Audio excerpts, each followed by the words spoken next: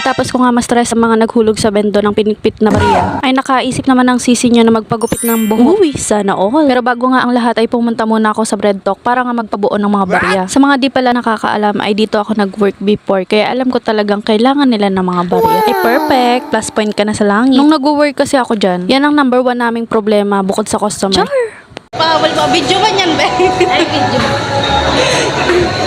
So ayun na nga, after ko magpabarya, ang next naman naming pinuntahan ay dito nga sa Landers. Of course, di nga mawawala si Labi dahil siya nga ang ating dakilang taga-libre. And syempre, bago tayo magpagupit, need muna natin bumili para nga makabili tayo ng free haircut. O diba, bongga? At alam ko naman na itatanong nyo nga kung paano at kailan.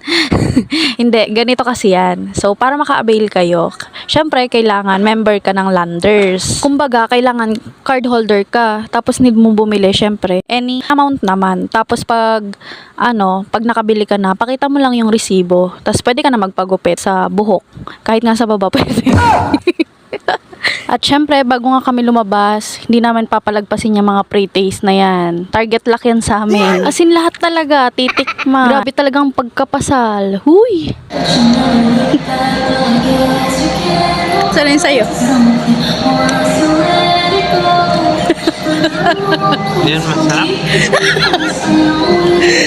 Tapos syempre, pagkatapos ng aming taste test, magbabayad na kami. Para nga maka-avail na kami ng free haircut. Grabe, ang pagtitipid. Aba, magkano na rin naman ngayon ang presyo ng pagpapagupit? Nasa 100 na. At anyway, bago ko makalimutan, na-avail namin yung membership card for only 500 pesos. Dalawa na yung card. Tapos syempre, after namin magbayad, nagpagupit na nga ako.